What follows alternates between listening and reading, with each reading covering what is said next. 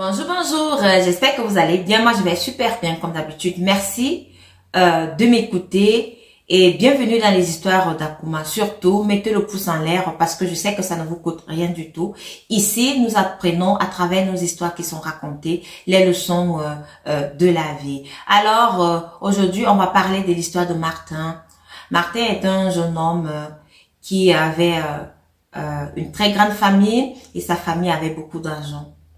La famille de Martin était tellement à l'aise, ses parents avaient beaucoup d'argent, on ne savait même pas que c'était lui, c'était ses parents. Et lui, il était un enfant envié dans tout le quartier. Alors, Martin avait des voisins. Et parmi ces voisins-là, il y avait toujours un petit garçon aussi. Ses parents n'avaient pas assez. Ce petit garçon-là, chaque fois qu'il voyait Martin, il disait à Martin que, mais Martin, mais vous avez beaucoup d'argent chez vous. Vous êtes bien. Moi, je comprends pas pourquoi mes parents n'ont pas d'argent. Pourquoi on est si pauvre. Moi aussi, j'aimerais avoir d'argent. Moi aussi, j'aimerais devenir comme toi. Je t'invite le monde. Donc, chaque fois, il disait ça à Martin. À chaque temps, il disait ça à Martin. Mais alors, à un moment donné, ils se sont perdus de vue. Les parents de ce petit voisin-là ont déménagé avec le petit voisin lui-même. Ils sont partis. C'est comme ça que Martin, alors, il est resté avec ses parents qui avaient beaucoup moins d'argent.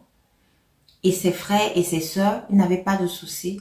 Un beau jour alors, ses parents ont tout perdu. Ils n'avaient plus d'argent. Ils sont tombés en faillite et tout. Jusqu'à ce que on a même eu leur maison en hypothèque. Heureusement que le papa avait construit une autre maison en cachette qui n'avait même pas été déclarée. C'est comme ça que la maison là où ils habitaient, la grande maison, ils ont dû déménager dans cette maison-là. Ils sont donc allés dans cette maison-ci. Et personne ne savait là où ils habitaient. Mais ils n'avaient plus d'argent. Mais quand même, ils avaient un toit où rester. C'est comme ça que la vie de Martin a donc basculé. Entre parenthèses, on vous dit, quand vous avez des parents qui ont l'argent, débrouillez-vous à faire quelque chose. Débrouillez-vous à avoir votre propre argent. Débrouillez-vous à avoir votre propre travail. Parce que ça ne va pas aller. Si aujourd'hui ou après-demain, ils n'ont plus d'argent, comment est-ce que vous allez faire? Je reviens à l'histoire. C'est comme ça que Martin a donc commencé à se débrouiller, à faire les petits jobs dehors. Parce que il voulait aussi aider ses parents et ses frères à pouvoir manger quelque chose, à pouvoir payer les factures de l'électricité, au moins ça. C'est comme ça que Martin, alors dans ses devoirs, dehors là, il recroise le petit voisin-ci. Il voit le petit voisin, il est dans une grosse bagnole. Le petit voisin aussi le reconnaît. Il dit, waouh, c'est toi? C'est toi qui es devenu comme ça? C'est toi? Il dit que oui, c'est toi. Il dit, Martin, entre. Martin entre. Il voit la voiture, il dit, c'est pas vrai. Et il dit, c'est toi qui es devenu riche comme ça? Après, Martin dit à son petit voisin, tu sais, mes parents étaient tombés en faillite. Mes parents actuellement, aujourd'hui là, ils n'ont plus d'argent. Ils ont tout perdu. C'est comme ça qu'on a été jetés à la rue. C'est comme ça que notre maison a été vendue. Heureusement que mon père avait construit notre maison en cachette au cas où.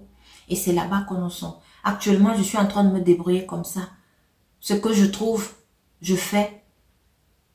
Je fais des petits travaux pour pouvoir subvenir aux besoins de mes parents et de mes frères.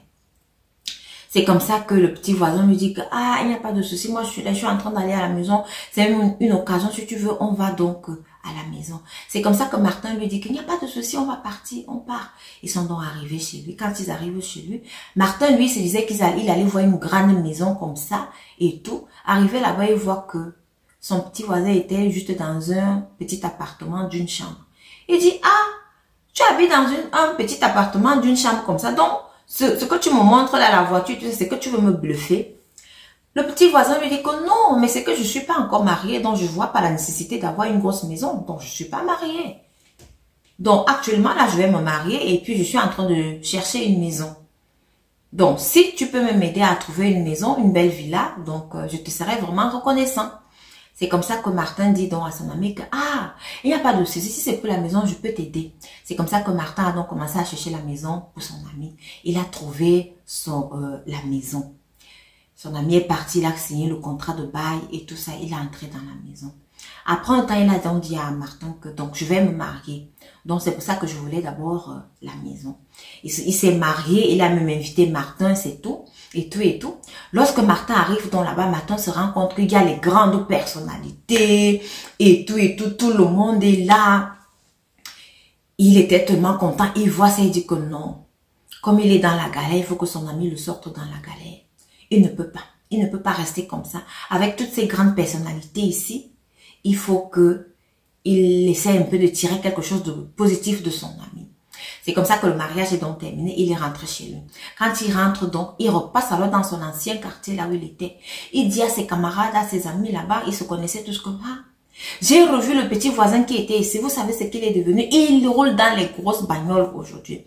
Tout le monde lui donne seulement le café comme ça. Tout le monde le respecte aujourd'hui là parce qu'il a l'argent. Il est devenu bien. Ils ne sont plus pauvres comme ils étaient avant. Le gars est riche, je vous dis. Après un moment, il rentre donc chez lui.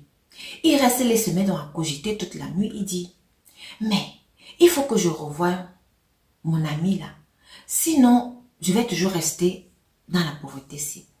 Il faut que je le voie. Peut-être qu'il peut m'aider à trouver un boulot. Peut-être qu'il peut m'aider même à trouver un truc à faire qui paye mieux. C'est comme ça alors que la femme du petit voisin était déjà enceinte. Et ils allaient faire ce qu'ils appellent le baby shower. Comme d'habitude, le petit voisin a encore invité Martin. Martin est donc parti là-bas. Arrivé là-bas, il a donc profité de l'occasion pour demander à son ami que, voilà, tu ne vas pas quand même me laisser dans cette situation-ci. Il faut que tu me trouves un travail. Le petit voisin qui lui dit que, mais actuellement, là, on n'a même pas de travail. Il dit que non. Avec tous les grands types que j'ai vus ici à ton mariage, regarde même ceux qui sont encore là aujourd'hui pour le baby shower. Tu ne vas pas me laisser comme ça. On se connaît quand même. Tu ne vas pas me laisser. Tu ne vas pas me laisser. C'est comme ça qu'il a donc dit à Martin que, ok, je vais donc parler à mon grand patron. On va voir ce qu'on peut faire pour toi. Le baby shower est terminé. Martin est rentré chez lui. 2 jours après, le petit voisin, l'ami de Martin, il appelle Martin et dit que bon, viens. On va aller chez mon patron. Donc, je lui ai parlé de toi. Je lui ai dit que j'allais t'amener là-bas pour le poste qu'il a. Il a réservé un poste pour toi. C'est comme ça qu'il arrive donc chez son ami. Et il remonte dans la voiture de son ami. Ils arrivent chez le patron. Le grand patron était encore chez lui. Il était sur le balcon. Et Martin et son ami sont descendus de la voiture. Ils sont entrés par le portail. Étant déjà dans la cour, c'est comme ça que le grand patron, à l'ami de Martin, a commencé à s'écrier que non, Martin, je veux pas ton ami là, je veux pas ton ami ici, je ne le veux pas. Il ne doit même pas venir ici. Je sais pas c'est pourquoi tu apportes ce genre de personnes ici, je ne sais même pas qu'est-ce qui se passe. L'ami de Martin était tellement étonné qu'il a tiré Martin dehors, il lui a dit que comme tu vois là, mon patron dit que il ne veut pas de toi. Mon patron dit que si tu entres ici, dans notre loge ici là, tu vas venir prendre toutes nos étoiles. Tu vas voler toutes nos étoiles. Tu vas nous dépasser nous-mêmes. Tu vas venir nous dépasser. C'est donc il ne peut pas t'accepter. C'est comme ça que Martin reste comme ça. Il dit, Martin me dit donc alors qu'il a compris de quoi est-ce qu'il s'agissait.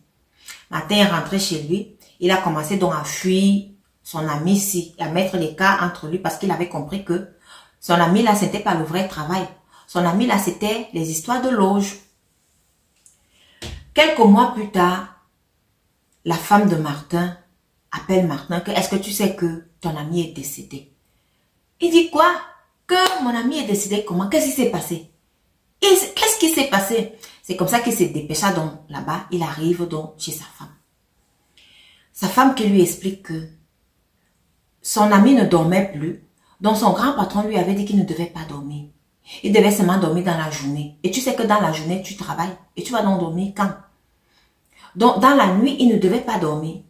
Donc l'ami de Martin passait son temps à marcher au couloir, à regarder les séries, à regarder la télévision. À un moment donné, quand tu regardes la télévision, tu somnoles. Il a arrêté. Donc il marchait seulement sur le couloir pour ne pas dormir. Parce que son grand patron lui avait dit que si il s'endormait, il allait mourir.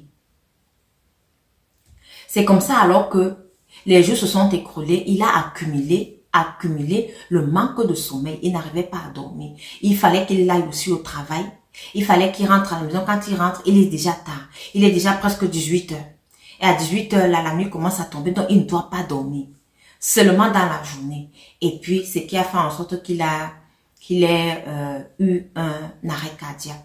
Son corps s'est arrêté. Et c'est comme ça qu'il est donc décédé. Mais Martin, lui, il avait compris que c'est la loge là qui avait amené son ami. il est resté là. Il a dit, Dieu merci, parce que tu m'as enlevé de là. Dieu merci parce que tu m'as donné le discernement. Dieu merci parce que tu m'as donné la force de pouvoir le fuir. Et Dieu merci parce que tu m'as donné la force de résister à l'argent. Parce qu'il y a des jeunes aujourd'hui, quand ils voient de l'argent, ils ne résistent pas. Hein. Ils ne résistent pas. Ils aiment tellement l'argent. Ils aiment aussi la vie facile. Ils veulent bien vivre. Alors, j'espère que vous avez aimé l'histoire. J'espère qu'à travers cette histoire, vous avez pu déceler la morale. N'oubliez pas de partager. N'oubliez pas de liker. Parce que comme je vous dis tout le temps, ici, nous donnons des conseils par rapport aux histoires de nos vies. Merci, abonnez-vous.